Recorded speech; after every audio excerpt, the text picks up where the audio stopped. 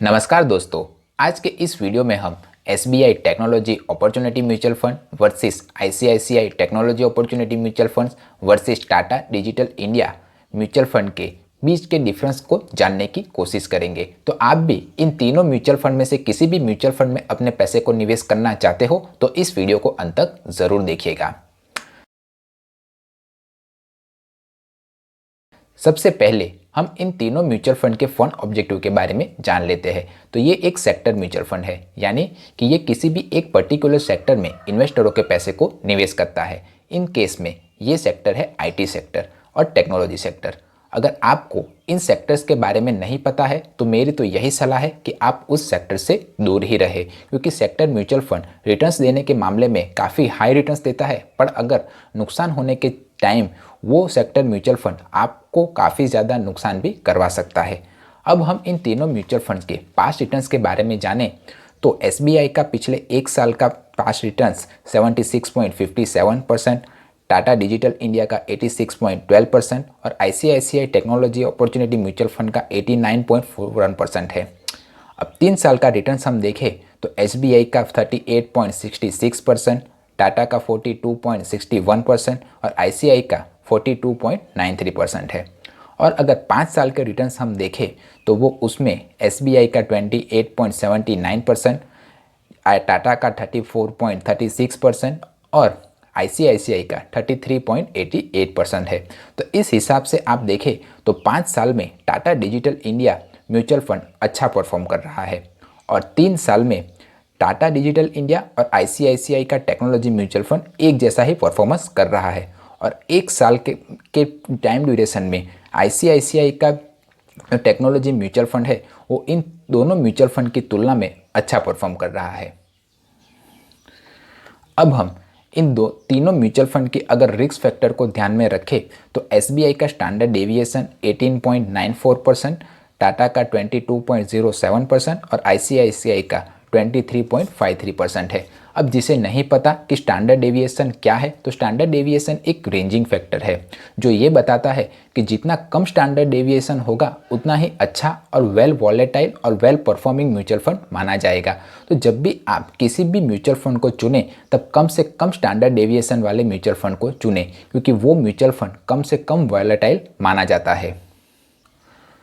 तो इस केस में एसबीआई का टेक्नोलॉजी अपॉर्चुनिटी म्यूचुअल फंड का स्टैंडर्ड डेविएशन बेहतर माना जाएगा उन दोनों म्यूचुअल फंड की तुलना में।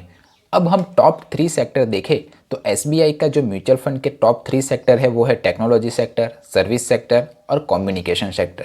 और टॉप होल्डिंग कंपनियां देखें तो एसबीआई की Infosys, HCL limited, alphabet class ए और टेक महिंद्रा जैसी कंपनियों में एसबीआई टेक्नोलॉजी म्यूचुअल फंड ने इन्वेस्टरों के पैसे को निवेश किया हुआ है।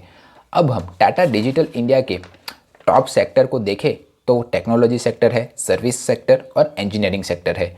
अब टॉप स्टॉक होल्डिंग कंपनियां देखें तो टाटा की जो टॉप स्टॉक होल्डिंग कंपनियां हैं वो है Infosys limited, TCS limited, Tech Mahindra और एचसीएल लिमिटेड जैसी अच्छी खासी कंपनियों में उस टाटा के डिजिटल इंडिया म्यूचुअल फंड ने इन्वेस्टरों के पैसे को निवेश किया हुआ है। अब हम ICICI prudential technology mutual fund के टॉप सेक्टर को देखें तो वो है टेक्नोलॉजी सेक्टर, सर्विस सेक्टर और कम्युनिकेशन सेक्टर। और टॉप 5 होल्डिंग कंपनियां देखें आईसीआईसीआई की तो वो है Infosys limited, HCL technology, Tech Mahindra और टीसीएस। तो आप यहाँ पर देख ही सकते हो कि इन तीनों म्यूचुअल फंड के जो ओवरलैपिंग है वो काफ़ी हद तक एक जैसी ही है। अब हम इन तीनों म्यूचुअल फंड की अगर एक्सपेंस रेशियो की बात करें तो SBI technology opportunity mutual fund का एक्सपेंस रेशियो 1.01% है, आईसीआईसीआई का 0.79% और टाटा का 0.5%। अब जिसे नहीं पता कि एक्सपेंस रेशियो किसे कहते हैं, तो जो एसेट मैनेजमेंट कंपनियां होती है वो हमारे ही पैसे को मैनेज करने के लिए हमें से कुछ फीस चार्ज करती है और उसी फीस को वो एक्सपेंस रेशियो के तौर पर हमें बताती है। तो जितना कम एक्सपेंस रेशियो होगा उतना ही ज़्यादा इन्वेस्टरों को प्रॉफिट होगा। तो इस केस में Tata digital India mutual fund का एक्सपेंस रेशियो काफ़ी कम माना जाएगा और एसबीआई टेक्नोलॉजी म्यूचुअल फंड का जो एक्सपेंस रेशियो है उसे काफ़ी ज़्यादा माना जाएगा। अब हम एग्जिट लोड की बात करें तो एसबीआई का एग्जिट लोड 0.5% है, टाटा डिजिटल इंडिया का 0.25%, और ICICI का एग्जिट लोड 1% है। अगर आपने 30 दिनों के भीतर ही अपने निवेश किए हुए पैसे को इन म्यूचुअल फंड से अगर निकाल लिया तो आपको इस परसेंटेज अमाउंट का एग्जिट लोड चार्ज देना पड़ेगा। तो इस केस में टाटा डिजिटल इंडिया का म्यूचुअल फंड का एग्जिट लोड चार्ज सबसे कम माना जाएगा। ये तीनों mutual fund open ended mutual fund है, यानी कि इन्वेस्टर जब चाहे तब इसमें अपने पैसे को इन्वेस्ट कर सकता है और जब चाहे तब अपने पैसे को इस तीनों म्यूचुअल फंड में से निकाल ही सकता है।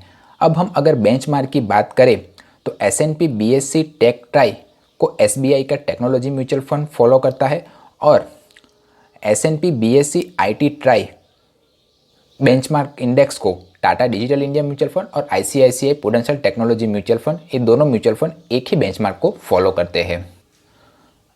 अगर आप SBI technology opportunity mutual fund में अपनी इन्वेस्टमेंट स्टार्ट करना चाहते हो तो मिनिमम SIP 500 से और लमसम अमाउंट 5000 से स्टार्ट कर सकते हो। अगर आप टाटा डिजिटल इंडिया में अपनी इन्वेस्टमेंट स्टार्ट करना चाहते हो तो आप मिनिमम SIP 500 और लमसम अमाउंट 5000 से स्टार्ट कर सकते हो। और अगर आप ICICI के प्रूडेंशियल टेक्नोलॉजी म्यूचुअल फंड में अपनी इन्वेस्टमेंट स्टार्ट करना चाहते हो तो मिनिमम SIP 100 रुपीज़ और लमसम अमाउंट 5000 से स्टार्ट कर सकते हो। अगर आप इन तीनों में से किसी भी म्यूचुअल फंड में अपने इन्वेस्टमेंट को स्टार्ट करना चाहते हो तो लॉन्ग टर्म के लिए करें। लॉन्ग टर्म से मेरा मतलब है 5 साल या उससे ज़्यादा के लिए। अगर आप लॉन्ग टर्म के लिए अपने इन्वेस्ट किए हुए पैसे को अगर रखोगे तो आपके पैसों पर कंपाउंडिंग इफेक्ट का असर आपको ज़्यादा देखने को मिलेगा। तो जब भी आप किसी भी म्यूचुअल फंड में अपने पैसे को निवेश करें तब लॉन्ग टर्म के लिए करें, तभी आपको कंपाउंडिंग इंटरेस्ट का ज़्यादा से ज़्यादा असर आपको देखने को ज़रूर मिलेगा। अब अगर आप किसी भी म्यूचुअल फंड में अपने इन्वेस्टमेंट स्टार्ट करना चाहते हो तो उससे पहले इन बातों का ध्यान ज़रूर रखें। नंबर 1, कभी भी पास्ट रिटर्न्स या परफॉर्मेंस को देखकर किसी भी म्यूचुअल फंड में अपनी इन्वेस्टमेंट स्टार्ट ना करें, क्योंकि ये जो पास्ट रिटर्न्स और रेटिंग्स होते हैं वो म्यूचुअल फंड की परफॉर्मेंस के आधार पर चेंज होते रहते हैं। नंबर 2, अगर आप किसी भी म्यूचुअल फंड में अपनी इन्वेस्टमेंट स्टार्ट करना चाहते हो तो उस म्यूचुअल फंड ने बुरे दिनों में कैसा परफॉर्म किया हुआ है वो ज़रूर चेक करें। अगर उस म्यूचुअल फंड ने बुरे दिनों में अपने कैटेगरी एवरेज के दूसरे म्यूचुअल फंड की तुलना में अगर अच्छा परफॉर्म किया होगा तो आप बेझिझक होकर उस म्यूचुअल फंड में अपनी इन्वेस्टमेंट स्टार्ट कर सकते हो। नंबर 3, अपने फंड मैनेजर या फंड एडवाइज़र की सलाह ज़रूर लें।